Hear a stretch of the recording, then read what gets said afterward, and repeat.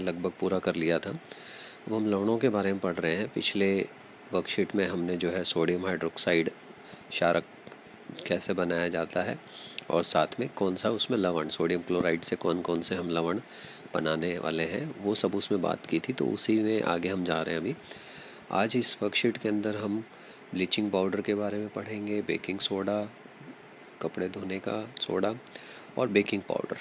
Okay, इनके बारे में पढ़ेंगे। तो सबसे पहले ब्लीचिंग जो पाउडर है इसको क्या कहा जाता है? इसको हिंदी में विरंजक चूर्ण कहते हैं, इंग्लिश में जो है ब्लीचिंग पाउडर ही कहा जाता है। इसका रासायनिक नाम है कैल्शियम ऑक्सीक्लोराइड। अब कैल्शियम ऑक्सीक्लोराइड क्यों बोलते हैं? जब इसका आप फॉर्मूला देखोगे तो जो इसका फॉर्मूला है वो क्या है?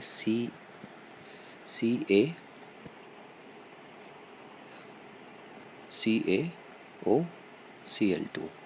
तो यहाँ पे कैल्शियम है, ऑक्सीजन है और क्लोरीन है, तो कैल्शियम ऑक्सीक्लोराइड, इसलिए इसका रासायनिक सूत्र जो है CaOCl2 है।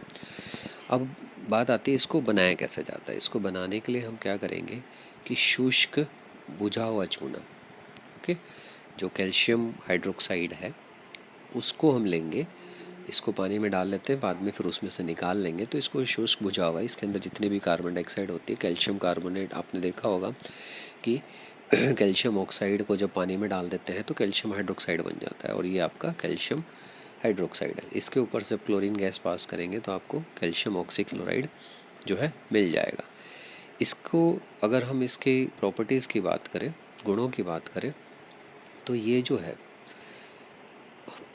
हल्के पीले रंग का पाउडर होता है। जब इसको आप देखोगे लैब के अंदर कभी, तो इसको आप ऑनलाइन भी देख सकते हो, हल्के पीले रंग का पाउडर होता है और इसके अंदर क्लोरीन की तीक्ष्ण गंध, मतलब जैसे इसको हम खोलेंगे डब्बे को तो आपको ऐसा लगेगा जैसे क्लोरीन की ही बोतल खोल दी हो, वैसी आपको गंध होगी। और ये पानी में घुलनशील होता है, आराम से पानी में घुल जाता है। कहाँ कहाँ इसका उपयोग किया जाता है? वस्त्र उद्योग में सूती एवं लिनन के विरंजक के लिए। विरंजन का मतलब क्या होता है? ब्लीच, इंग्लिश में जैसे हम कहते हैं ना, उसको साफ करना। तो यहाँ पे जो है जितने भी आपके वस्त्र उद्योग है वहाँ पे उन कपड़ों को अच्छी तरह साफ करने के लिए इसका इस्तेमाल किया जाता है। इसी तरह से कागज़ की फैक्ट्री में जो लकड़ी के मज्जा मतलब होता है पल्प, इंग्लिश में इसको हम कहते हैं, जो छिलका उतारते हैं उसको साफ़ करके जो कागज़ बनाया जाता है, वहाँ पर भी सफाई के लिए इसी को इस्तेमाल करते हैं। जितने भी आपके जो ये ड्राई क्लीनर्स होते हैं वो इसका इस्तेमाल करते हैं कपड़ों को साफ़ करने के लिए। और कई सारे रासायनिक उद्योगों में इसका एक उपचायक के रूप में, उपचायक का मतलब होता है ऑक्सीजन देने वाला, ऑक्सीडाइजिंग एजेंट के रूप में इस्तेमाल किया जाता है।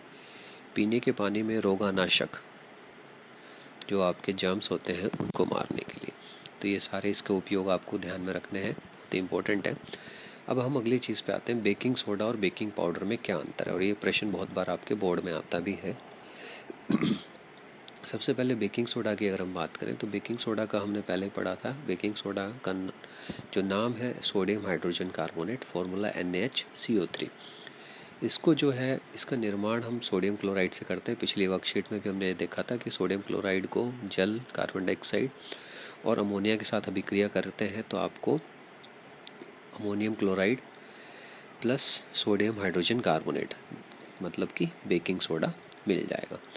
इसी बेकिंग सोडा के अंदर अगर हम टार्टरिक अम्ल मिला दें तो आपका क्या बन जाता है? Baking powder. तो ये ध्यान में रखना है कि बेकिंग सोडा के अंदर जब टार्टरिक अम्ल मिलाया जाता है तो ही बेकिंग पाउडर बनता है, जो कि हम घरों में इस्तेमाल करते हैं।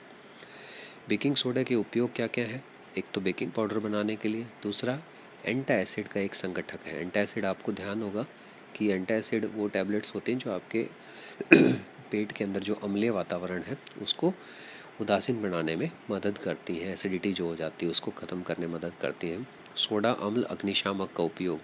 सोडा अम्ल का मतलब होता है कि जहाँ पर जो है हल्की फुल्की जो थोड़ी बहुत आग लगी हो वहाँ पे बुझानी हो तो हम सोडा एसिड फायर एक्सटिंग्विशर बोलते हैं इसको, कि इसके अंदर जो है सोडा ले लिया, उसके अंदर जो है थोड़ा सा अम्ल डालेंगे तो कार्बन डाइऑक्साइड गैस निकलेगी।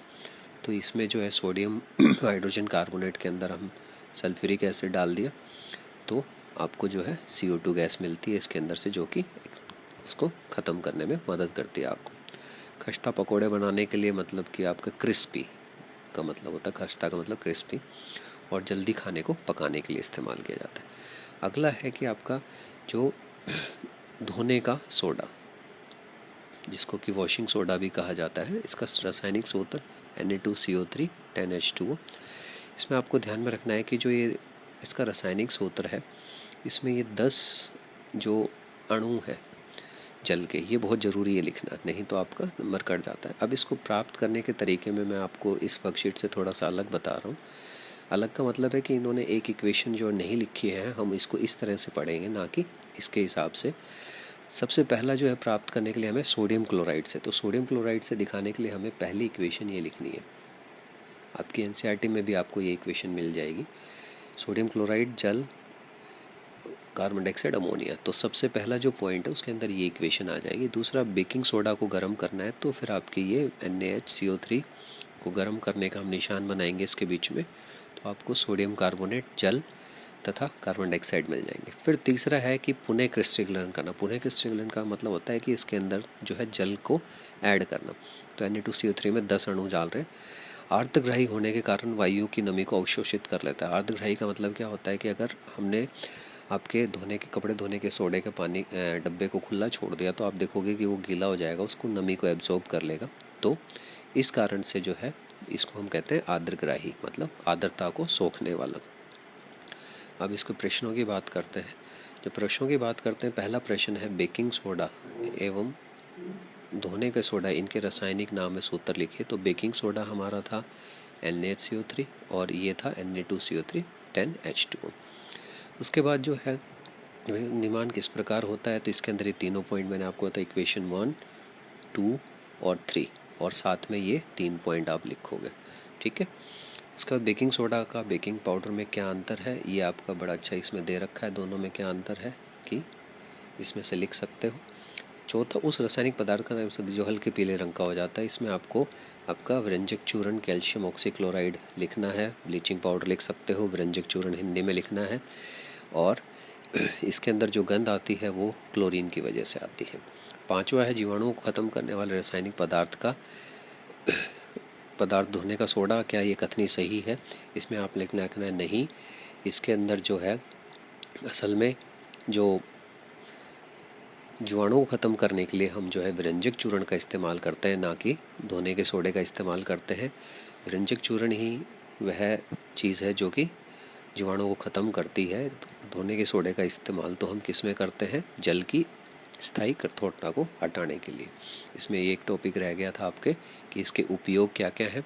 तो इसमें उपयोग की बात करें तो बोरेक्स के उत्पादन के अंदर, बोरेक्स जो है एक आपका सफाई करने वाली चीज़ होती है जो इससे निर्मित होती है। साफ सफाई में आपको पता है कांच, साबुन एवं कागजों के उद्योग में। और जल की कठोरता, जल में कठोरता का मतलब क्या होता है, जिस भी जल के अंदर कैल्शियम और मैग्नीशियम, इन दोनों आयन्स की अधिकता होती है, उस जल को सिंपल बनाने के लिए आपका धोने का सोडा इस्तेमाल होता है। तो ये एक